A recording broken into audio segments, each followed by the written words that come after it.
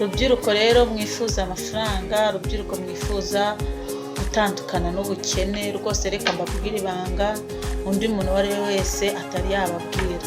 Mujya mukurikirana za social media, mujya mukurikirana ahantu hatandukanye bigisha ukuntu wakwikura mu bukene, ibintu byose wakora mujya mukurikirana, ariko ngenje kubabwira ibanga rya nyaryo ritari scam.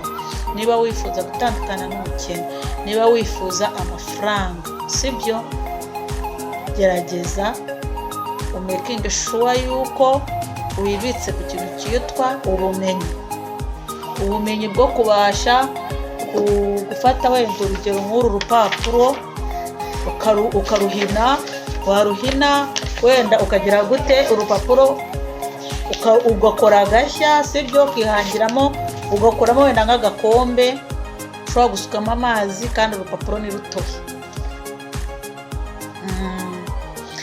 Ubumenyi bw'uko uzashobora kugira gute kuzafata igiti ukabazamo akantu nk'aka ngaka ukadushyira ku isoko, ahantu bakeneye kubikamo amakaramu no kuyashyira muri ofisi bakabona udukoresho bakoresha.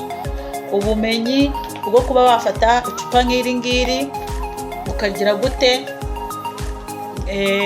ukarikoramo wenda ukaricamo kabiri ukarukoramo ikindi gikoresho bakoresha mu buryo bumwe cyangwa ubundi, bishyire ku isoko babigura. Ubumenyi bwo kugira gute bwo gukora uturinete nk'utu ngutu ukadushyira ku isoko, abantu bakagira gute bakatugura bakatwambara.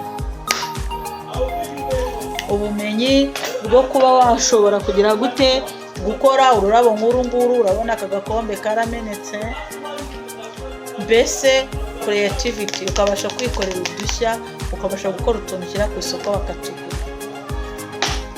Ubwo rero mu gihe icyo ari cyo cyose utishyize umurongo, utekereze ikintu ushobora gukora wowe ubwawe wikoreye gishya abantu bakeneye, ugishyire ku isoko,